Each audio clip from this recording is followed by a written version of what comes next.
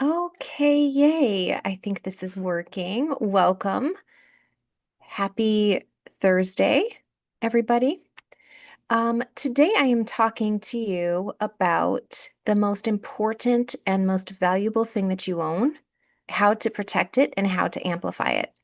So, over the past few weeks, maybe even a couple of months now, I've really been talking to you about how to tighten up your life, how to ensure that where you are putting your time, your effort, your energy, your resources, your connections are really getting you the return that you're looking for, the return on your investment that you are looking for. And I talked a lot about in my past lives on, hi, welcome. Thank you so much for joining. Um,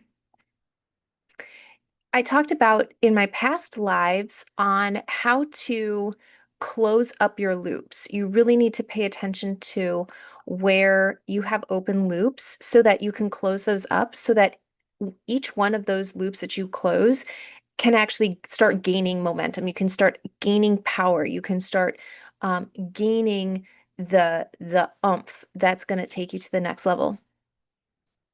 So, welcome. Thank you so much for good morning. Thank you for joining. I'm going to be answering questions at the end because for me, it just flows a little bit better when I can kind of talk in a straight line and then go back and answer your questions because I want to be able to put the energy into answering them fully and completely. So, let's say, God forbid, but you lose everything that you have. Let's say tomorrow you woke up and you didn't have any money, your house is gone, your job is gone, and you're left to rebuild your life with the only thing that you have left, which is something that somebody can never take from you, which is your energy. Most people don't understand that their energy, their life force, is only given to them by God. Only God can take that away. Now, like anything, you can spend it on things that are not going to get you the return on your investment, right? We can spend money somewhere and have it not pan out for us. We can invest in a relationship and not have that relationship work out the way that we thought it would, right? The same is true with everything that we do with our life force. If your energy is gone, it's the end, right? You can't rebuild anything then. So let's talk about what you can do now while you have it. It is the most valuable thing that you own, and you need to protect it like it's more valuable than gold because it is. Okay, so first, that thing that we want to do is find these loops, and I'll actually link the video that I did previously below so that you can watch that one first. Because if you can't stop the drainage, there's no way to keep what you have, right? It's going to leak out no matter what. It's like filling a bucket with water, but there's a hole in the bucket, and no matter what I tell you about how to get more water, it doesn't matter because that water is going to leak out because of this hole. The same thing is true with your energy. So really watch that video first. If you're ready to dive in to learn about how to amplify, how to invest your energy so that it comes back to you. So everything, like I said, it flows from your life force, flows from your energy. It is the foundation of your life, your work, your relationships, your health, the results that you want. Everything flows from this. High performers, I want to just pause here and say high performers don't have the same leaks as the average person will have. The average person will have a very difficult time kind of cutting off a relationship because that person has been with them for so long. Or they'll have a really hard time saying, just being disciplined with themselves. And honestly, I like to say being devoted to themselves because devotion inspires something different than just discipline does. But regardless of the words that you're going to use here, saying like, I'm only going to eat things that are going to nourish my body. For example, they have a really hard time setting up just basic everyday limits. High performers won't have that. High performers leakage will be things like not resolving mentally, not resolving emotionally a loss that they had last week, last month. Welcome. Thank you so much for joining.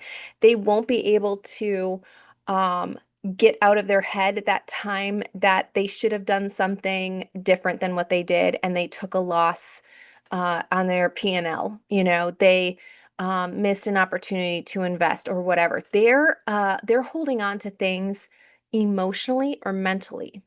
Okay, they have no problem saying what needs to be said, drawing lines in the sand, setting boundaries with themselves, enforcing those boundaries. They have no problem hiring, firing, expanding, getting better at their craft, but they don't understand how to alchemize loss very well. Okay, so if you are a high performer, that's the way that you need to close up your loops, is to find out the spaces where you're actually still thinking about something that happened last week, last month, a decade ago, whatever it is for you. That thing is stealing your energy. It's stealing your life force. So when you have more energy, when you have high energy, think about the state that you're existing in. Your ideas are flowing, motivation is coming to you, you have clarity. It's like you just attract opportunities, right? Conversations flow naturally. Your creativity is magic. It's like you just think about it and then it's easy to go implement, and then all of a sudden that thing comes into existence, right? But when your energy is drained, it's like even the small things are heavy. Making dinner is heavy. Cleaning out like the sink of dishes is a heavy thing to do, right? Your goals feel impossible. You have a hard enough time just getting out of bed, let alone, trying to make decisions from expansion as opposed to survival. So fuel is the fuel for your life is your energy. Most people treat their energy like it's unlimited. And like money, of course, it is unlimited. Like air, it's unlimited. However, if you don't steward the little, you will never have more. It's in learning how to do a lot with a little that you learn how to do a lot with a lot, right? Even more than you thought you could with a lot. You don't get to skip steps. You don't get to skip steps, especially when it comes to your life force, because life isn't going to give you things that you can't handle. And you might think, well, if I could just get this job, if I could just have, this money or this relationship or whatever it is for you, you think you're going to be different, but you're not. You're going to be the same person in that situation. And that situation is going to go away from you if you're a person who can't already create that situation, right? It just doesn't make sense. It doesn't make sense to say, oh, I just need to hurry up and graduate college because then I'll have a good job when you're 10. It's like you're 10, you need to go through the development phase, right? Of all the things that go along with the experience of learning and growing and developing and becoming a member of society. So even if you had a college degree at 10, there'd be things that you can't do simply because you're trying to skip steps. The process is super important. This is why learning where your energy is leaking is the first thing that you have to do. So just like a bank account, the small withdrawals that you're making, they add up until one day you wake up and you're overdrawn. This is how burnout happens. This is, people who are pushing through, pushing through. Oh, it's just one more day, it's one more week, it's one more month. They're not addressing the root cause, and they think that at some point what they're doing is just magically going to end. That someday they're just going to get a different result than what they've gotten all of this time without changing. That someday it'll just end and they'll get the thing that they're after. Welcome. I'm so excited to see you guys. Thank you so much for tuning in. Yes, it's so great to see you. Hi, Alexandra. Thank you. Um, okay, so when you are learning to steward your life force, you need to understand that you don't have to wait until you hit rock bottom to start this process. And one other thing I want to say is that you can be working hard and still end up broke. And that's true in money. That's certainly true in energy. So if your energy is the most valuable thing you own, you need to start treating it like gold.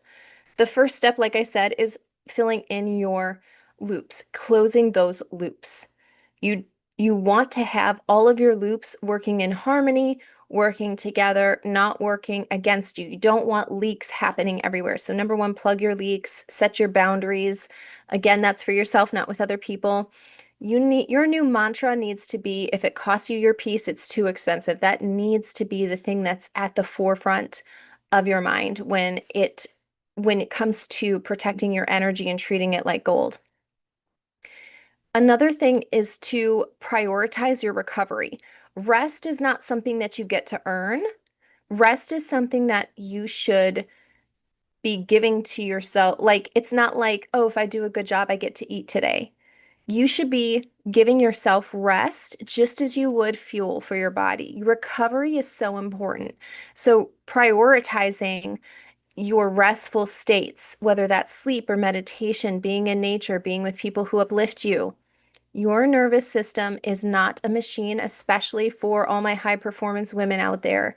Your nervous system needs a break. It needs to know what peace is.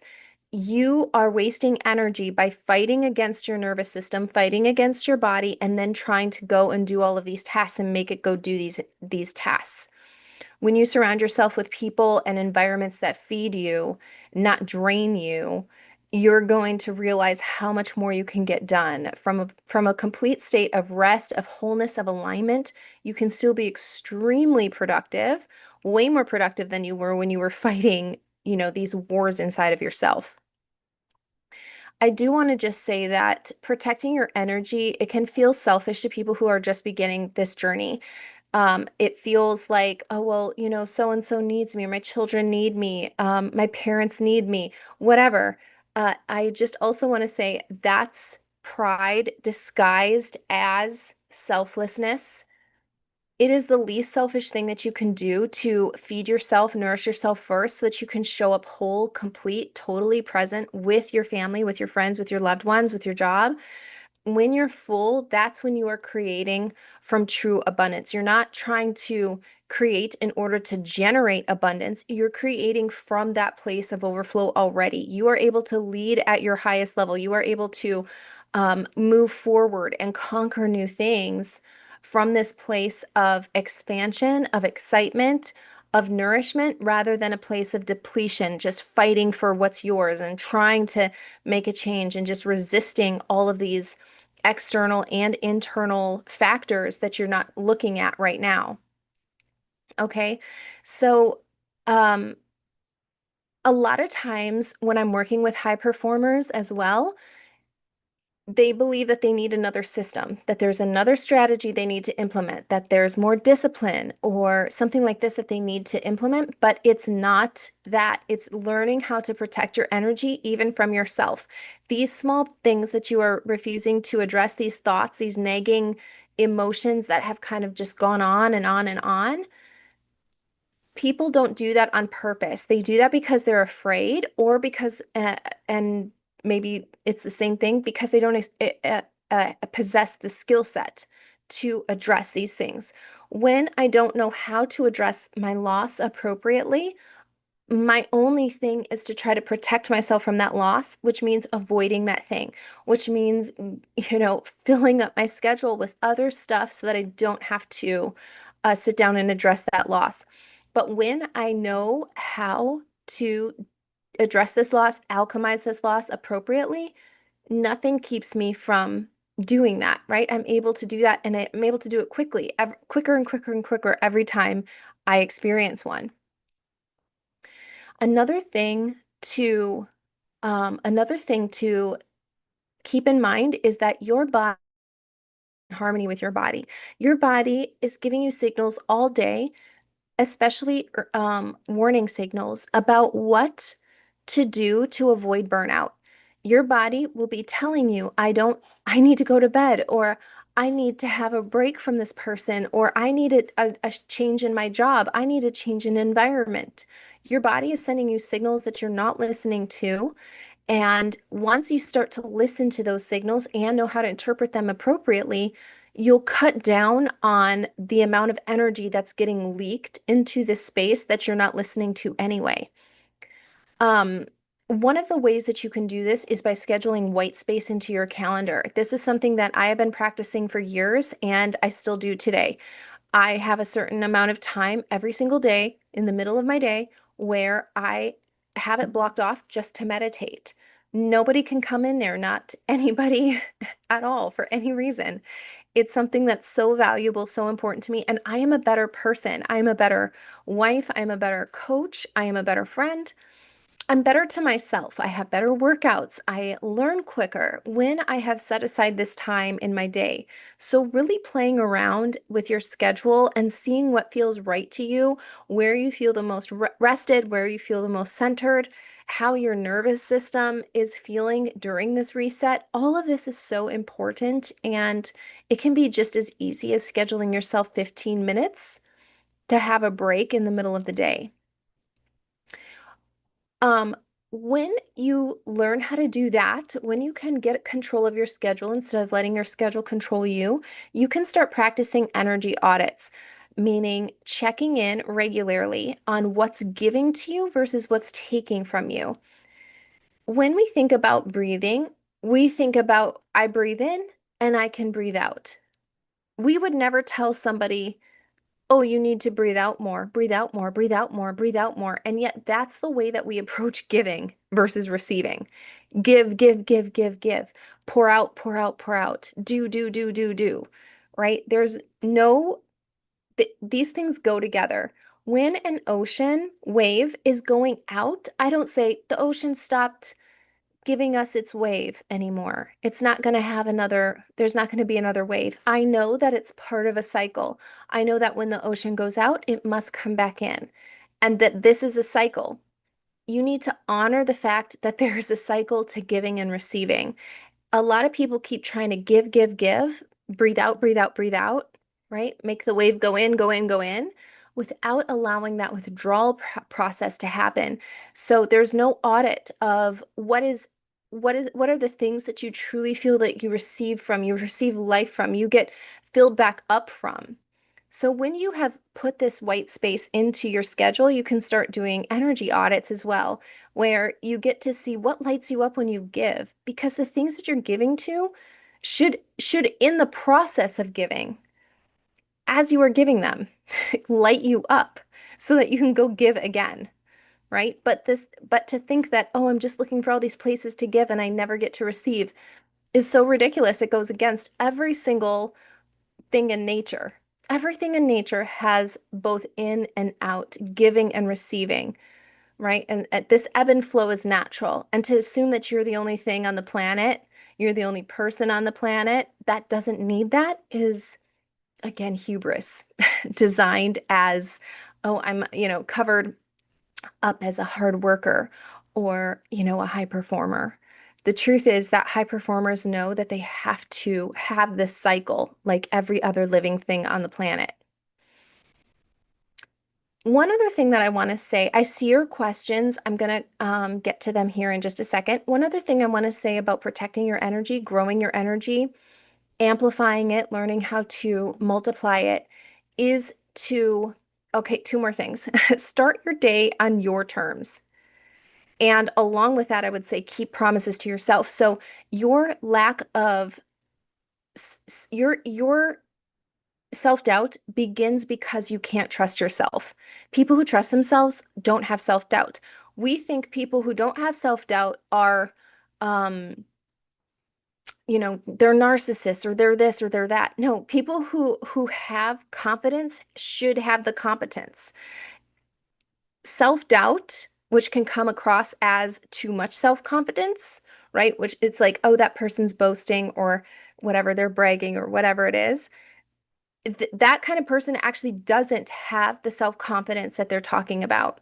Confidence and competence go together. So your ability to trust yourself is the beginning of where you eliminate your self-doubt. By the way, your brain doesn't think, and your body doesn't think, and your belief system doesn't think, oh, I can trust myself in this area, but not in this area. It doesn't matter. If you're lying to yourself, if you say to yourself, I'm going to stick to my diet, and then you don't. If you say, I'm going to get in bed by 9 or 10 tonight, and then you don't. You're training your entire system, nervous system, your brain, your physical organ in your head, your mind, your belief systems, do not trust me. I will not do what I say. So, when you can keep your promises to yourself, and one of those things should be starting the day on your terms, meaning when you wake up, you start the day with a little meditation or a prayer or journaling.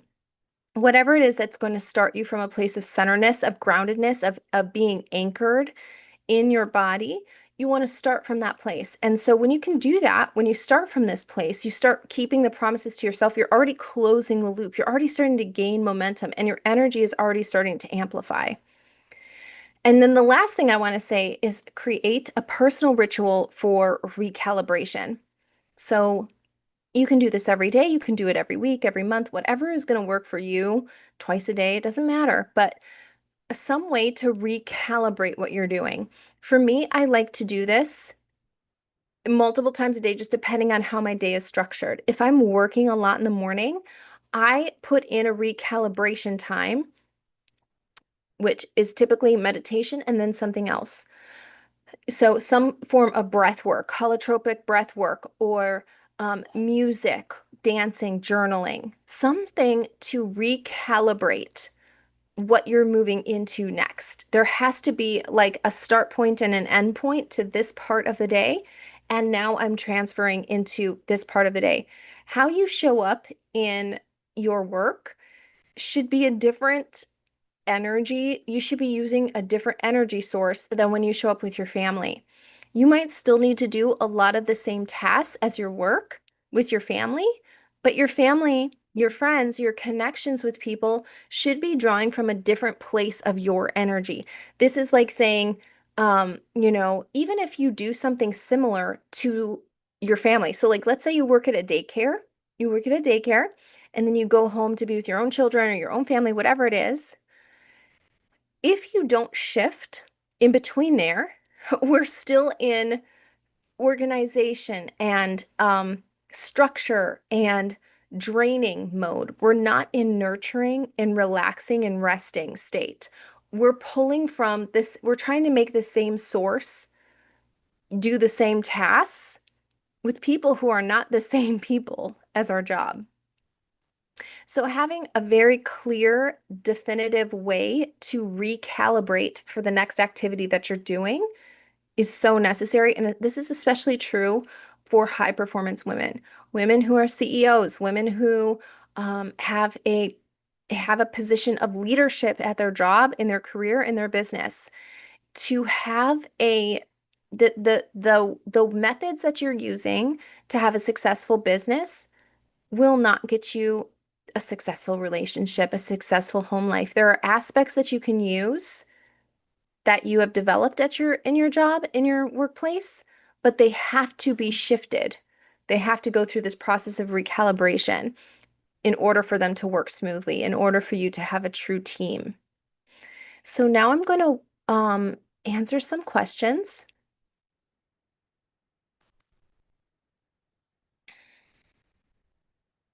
I'm going back. How do I know if my energy is actually low or if I'm tired? Okay, good. Yeah.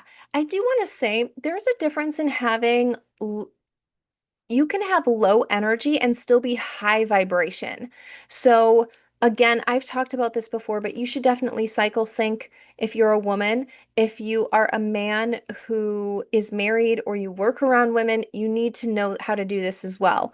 Because when you do this, you're going to be more productive in your business. You're going to be more productive as a boss. When you can get your unit to work as one, regardless of what that looks like, you're going to be more productive than if you've got 20 different things happening all the time. So you can be low energy and high vibration. You can be low energy, meaning, I just don't have as much energy in my body because I'm menstruating this week, for example. That can happen, but you can still be high vibration, meaning you're still in alignment. You're fully dedicated and completed in whatever it is that you're showing up to do. It's just that your body is not producing the same kind of chemicals as it was a week ago or 2 weeks ago. And knowing that is important so that you don't try to fight it, try to give it a lot of caffeine, try to make it artificially go do something that it doesn't want to do.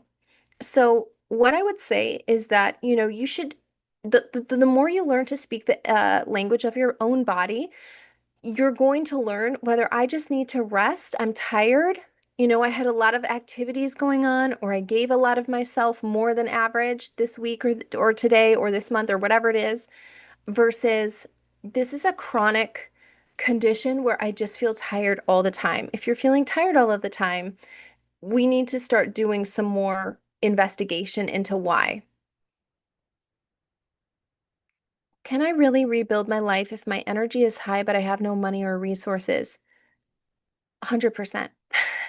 And I want to say also, if your energy is high, that means that you've developed a lot of skills that are essential they're life skills, right? They're essential for you having a full, productive, and complete life. So when you have high energy, that means that you don't have any open loops, or you have, very few loops, and you're actively working to close the ones that are open. So when you have high energy, that means that you have a lot to spend, meaning when you are able to focus on where you want to spend that. So maybe you want to go to, for example, business meetups, free business meetups. You can go, you can network, you can meet a bunch of people that maybe you can collaborate on a project with. You have a lot of energy to go job hunting, to put together your a resume, or to do whatever, to work on your business, whatever it is that you're doing. You have all of those resources available because you don't have any energy leaks. So nothing is coming in stealing the energy that should be compounding, right? So absolutely you can rebuild your life.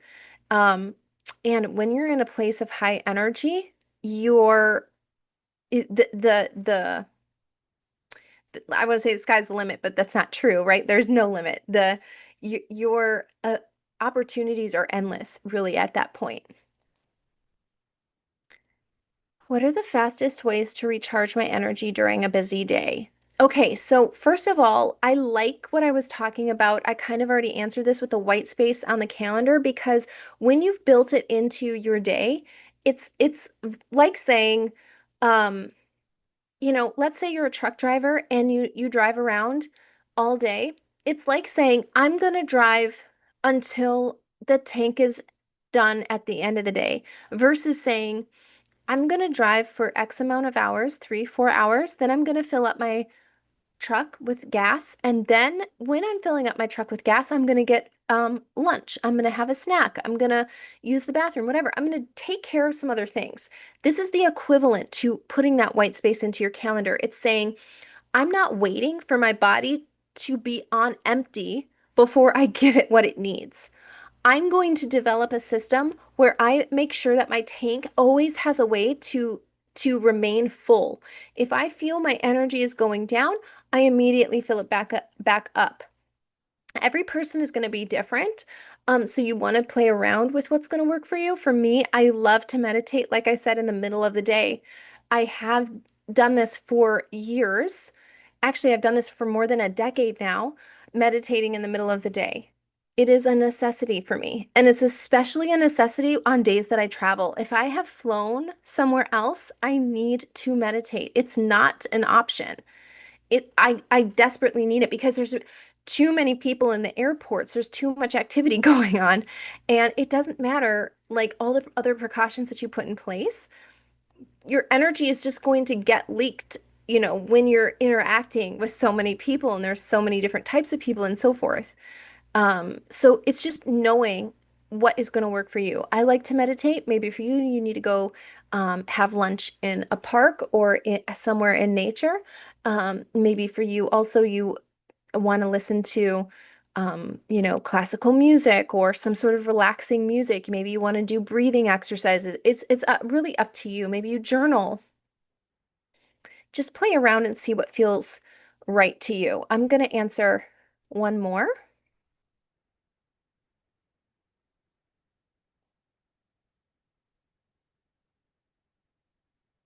How do I balance giving to others while still protecting my own energy? The most important thing I would say is that you don't ever give energy that you don't have to give. In other words, you have to be on a budget with your energy. If you want $5 and I desperately desire to give you $5, but I don't have $5, it doesn't matter how much I want to give it to you, I don't have it to give, right? And so with money, it's easy to say that because we can see it. With our energy, it's more difficult to say, I'm bankrupting myself. If I give to you right now, I'm going to put my own tank in the negative. I'm going to be making a withdrawal that I can't cover. So again, there's a lot of attunement that needs to happen as a process. You need to be aware of your physical body. You need to be aware of your emotional state, of your connectedness to your connections, of how much and how you give to your business. You have to structure that correctly, your job, your career, whatever it is that you're doing. All of these things need to have a budget. You can't just spend, if I have 100, if let's say my energy bucket goes to 100, I can't spend 100 energy at my business if I also want to have a successful home life, right? If I have a family. So I just need to be aware of what season of life I'm in. What are my obligations, right? What are the things that I've already said yes to that are truly my responsibility? I can't just say, like, oh, I decided to have kids, but today I'm deciding they're not my responsibility. They're your responsibility still. So they have to have a budget. You have to be able to put an amount there for them, right? And nobody else can do that job. And so really taking an inventory of what can nobody else do? What are these things that are truly my responsibility? Not the things I've said yes to out of habit or out of just kind of feeling obligated or pressure to say yes to, but what are the things that are truly my responsibility and budget for them? Did I answer that question? How do I balance giving to others while still, yes. And so, for example, let me just take you through one more example on this. Let's say you have a group of friends that want to get together for brunch. And let's say you enjoy spending time with half of the people there, but half of the people you notice that you always feel like your energy is drained around. What I would do if it was me, I would visualize myself going to this brunch and I would imagine how I'm feeling meeting everybody. I would imagine how I'd feel an hour into the brunch. I'd imagine how I'd feel 2 hours into the brunch. And I would do this exercise, so on and so forth, right? At what point would I be happy with the amount of energy that I'm spending at the brunch with these people and still feeling fulfilled? Like I got equal to what I gave, at least. So if that's 1 hour, that's what I'm staying. If I can't stay for brunch because I feel like that would just be way too draining, but I still want to stop by, I want to say hello, I would do so. I would figure out a way to stop in, say hello, chat for 15, 20, 30 minutes, whatever I felt was in alignment with my actions at that time. And then I'd leave before everybody sat down to brunch. So it just depends for you and for what your goals are and what your energy budget is, because you need to think about all of the other things, right? So if I am starting the week with 100 and I haven't gone to work and there hasn't been anything crazy in my home and all this kind of stuff, maybe I have more to budget for that brunch than I would normally, right? Maybe for the honest answer is I don't have any extra energy to give, and that's okay. When you say no to something, I also want you to just say you have permission to change your mind. So if something is like, no, I can't do it this week, but I'd love to meet up with you the next time that you have brunch.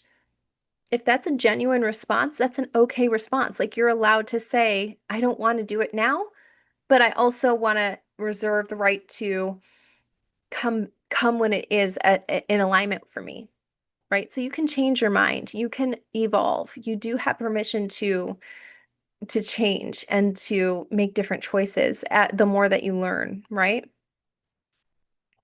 So I feel like this is a good place to end. I do just want to say that I am kicking off my Sacred Speech live intensive. It's a live experience. It begins tomorrow. It's a 3-day deep dive into rewiring your self-concept, your love, your love capacity as well as your money capacity so that your words and your energy align with the reality that you actually want to live in. It starts tomorrow. Today is the last day that you can get it for 333. Tomorrow the price increases to 1 1,333. So if you want to join, please make sure to do that. We'd love to have you. There's the portal's already open, it's already live. There's things in there for you to look at and to do to participate with even before tomorrow. You will have access to all of the replays.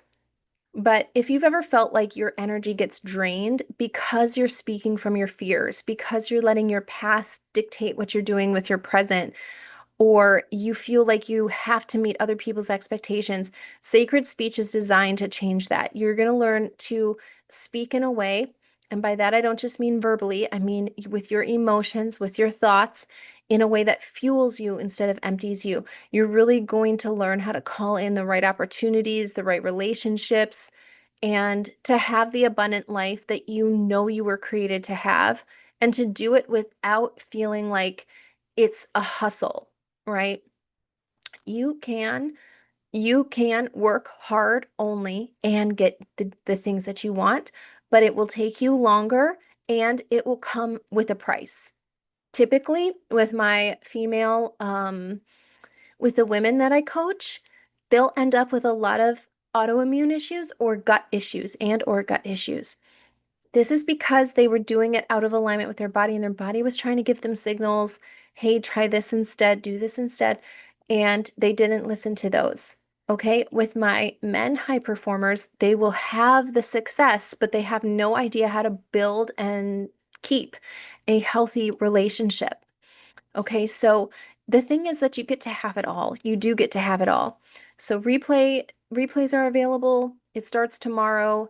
Link is in the description of this video. I want you to join if you feel led because protecting your energy is powerful, but speaking from that powerful, protected place is magnetic. And that is where everything clicks. That's where all of the opportunities just seem to grow and you feel more energized with every opportunity that you get to say yes to.